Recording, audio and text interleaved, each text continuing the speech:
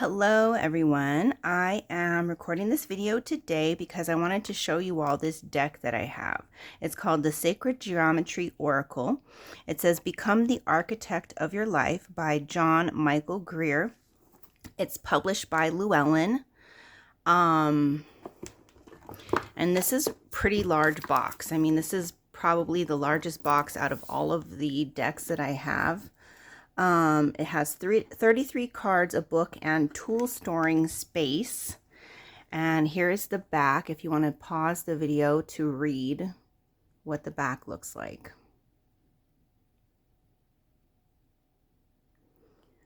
Okay, let's go ahead and take a look.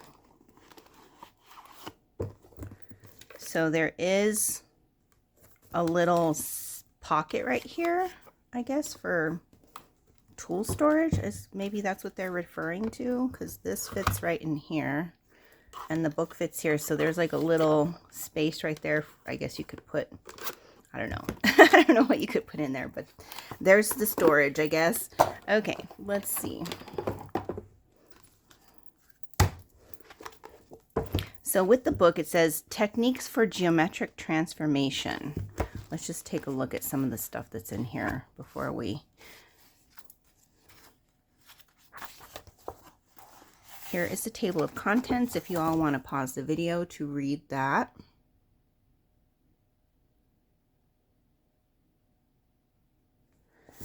Okay. And the other table of contents. And there's an introduction here.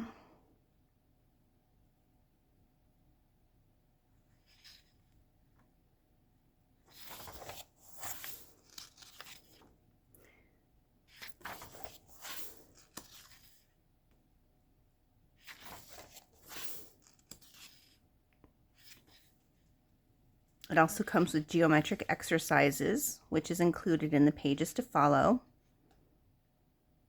The prospect of actually doing sacred geometry rather than just reading about it, thinking about it, or looking at diagrams and make use of it will fascinate some people and frighten others.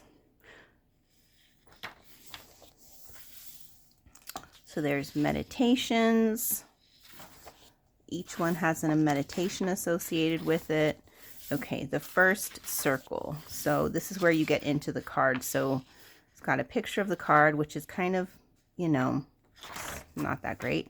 But the unmarked card has an upright meaning, a reversed meaning. So the upright meaning is potentiality, the reverse meaning is hiddenness, and the exercise and the meditation. Okay, and then it goes on. So it's got that for each card. Oh, this one has actually got a diagram constructing an eclipse. And there's all sorts of other diagrams. Where did I see that one?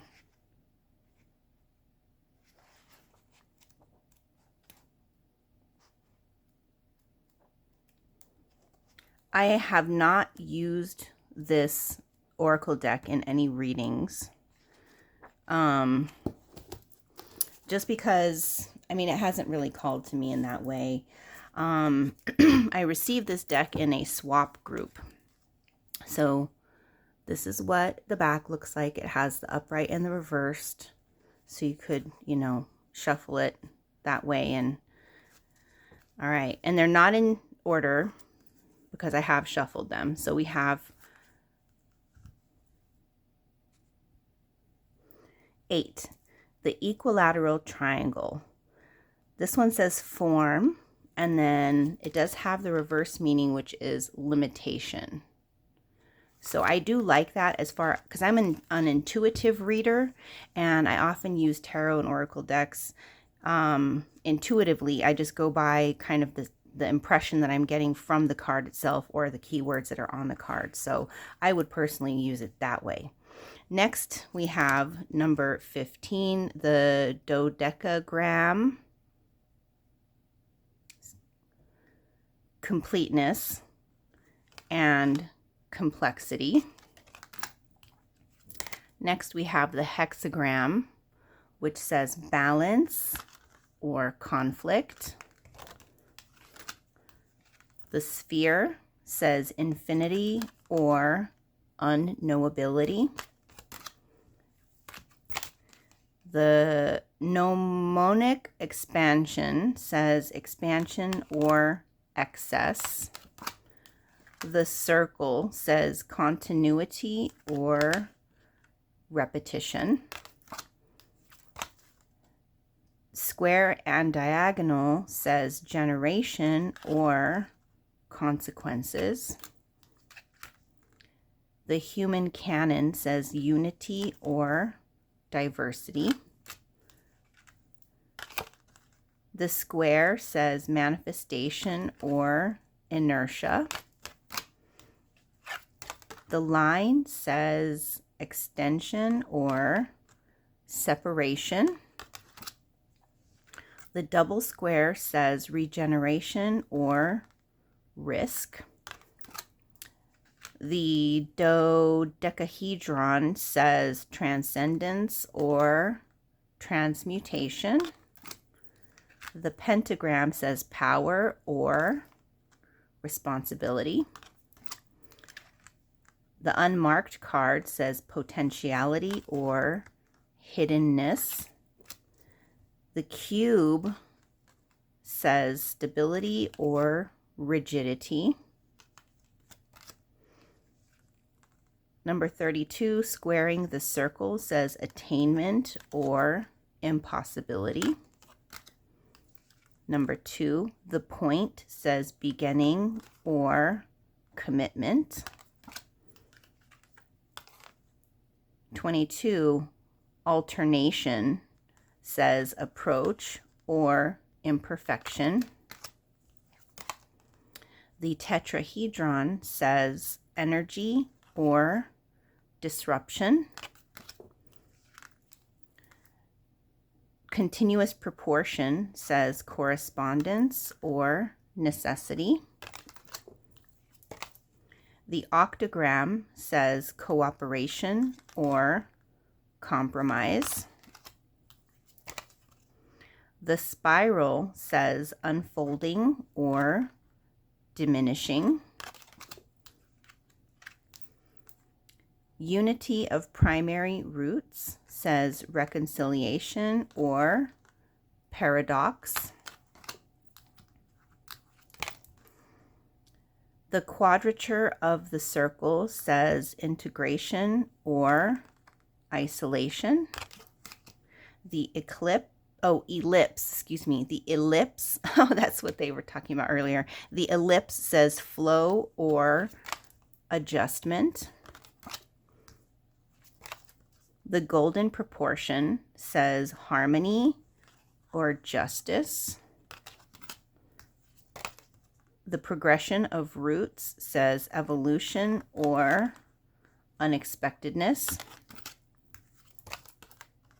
The octahedron says meditation or dispersal. The icosahedron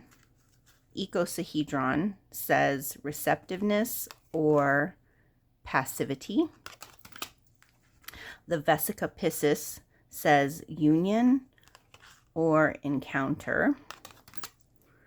The discontinuous proportion says relation or dependence. The right triangle says proportion or restriction. And the cross says interaction or dissension. So let's just do a sample reading. Let's just pull a card as an example. I'm going to shuffle these actually.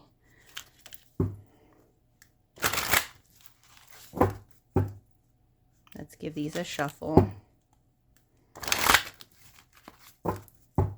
And just see what comes out. Okay.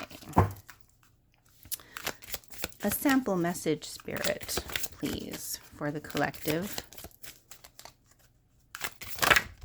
Okay, I'm going to take it like this. Risk.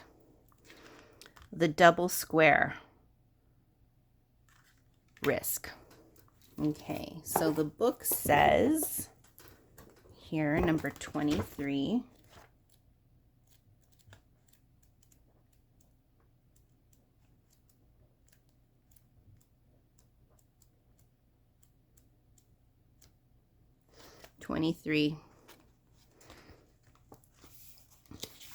This card completes the triad of essential creative factors that are used in traditional sacred geometry.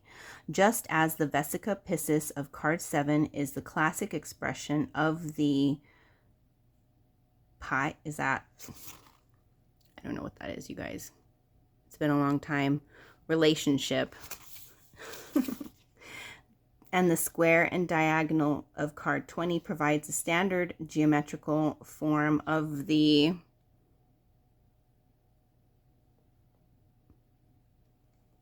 whatever that is. The double square with its diagonal gives us the last of 3 fundamental root relationships of sacred geometry. It's been a really long time since I've taken geometry. The square root of 5. Oh, it's square root. Okay. The square root of 5, or this. In certain ways, the double square echoes both of the other 2 figures just mentioned. From one point of view, it's simply a development from the square and diagonal of card 20. The square is joined to a second square of the same size, and the diagonal links both together. Seen from another point of view, it unites 2 squares the way that the Vesica Piscis unites 2 circles. But the double square is not just another version of the relationships we've already explored. If the side of each square is equal to 1, the diagonal of the double square is equal to the square root of 5. Again, a ratio that can't be expressed by any fraction or decimal figure. Where the square root of 2 stands for generation and the square root of 3 for relation, the square root of 5 represents regeneration, the transforming process by which a pattern transcends the limits of its own nature and opens up new potentials. In turn, it's the square root of 5 that opens the way to the proportion known as the precious jewel of sacred geometry, the golden proportion or golden section. So if we go straight to the reversed meaning, it says here, when it appears reversed in a reading, the double square suggests that the unexpected possibilities in the design before you include dangers you haven't yet noticed. The lines and patterns before you combine in subtle ways, and some of these open up potential dangers that should not be ignored. In practical divination, this card reversed means that the situation involves a significant degree of risk. Whether you realize it or not, you are in danger of losing things you value, and the more carelessly you face the situation, the less likely you are to come out the other side in one piece. It's especially important not to fall into the habit of thinking that any change must be for the better. However bad the situation may seem, it could get worse, and you may wish to consider carefully before making changes you can't undo. And then the exercise for card 23 says, this exercise will use blank paper and the ordinary set of geometer's tools. To begin, draw a square using either the construction from the exercise for card 13 or the one from the exercise for card 20. If you use the latter, draw in both of the square's diagonals once the square itself is constructed. The goal of this exercise is to construct a second square next to the first and of exactly the same size. Start by putting the metal point of the compass on one of the lower corners of the square and setting the compass width to the length of the diagonal. That is, to the distance from that corner to the opposite one. Draw an arc up from the opposite corner until it's well past the midpoint of the square's upper side. Then move the metal point of the compass to the other lower corner of the square And with the compass at the same setting, draw another arc up from the other upper corner, crossing the first arc above the middle of the upper side. Line up the straight edge on the point where the two arcs cross and the point where the square's two diagonals cross, and draw a line connecting these. Where this line crosses the upper side of the square, mark point A. So here's a diagram.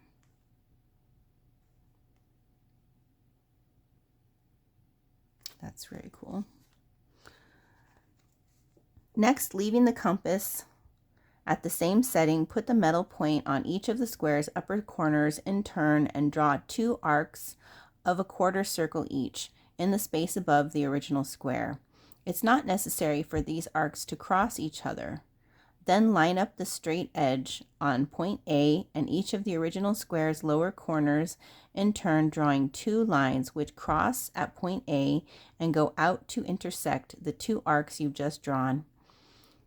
Where the lines cross the arcs, mark points B and C. Connect points B and C with each other and with the upper corners of the square below to form a new square exactly the size of the original one. Meditation for card 23. After the usual opening, imagine a square. Once this is built up solidly in your mind's eye, imagine a second square above the first, as in the card, and the single diagonal that connects them. Consider this image for a time, and then turn to the topic of this meditation, which is the concept of regeneration, the possibility of stepping outside existing limits by coming to see things in a new way. As before, consider the topic in a general way for a time, then take one train of thought and follow it out to its end. Finish the meditation in the usual way. So I personally like this deck because of the keywords. This is why I decided to keep it, is because I could use it just for the keywords alone. However, somebody who's really into geometry, mathematics, and wants to get more spiritual could easily use this deck in order to achieve that, in order to begin a meditation practice. And so anyway, I just wanted to share this with you guys. Thank you all so much for watching. I hope you enjoyed this video. Take care. Have a blessed day. Bye.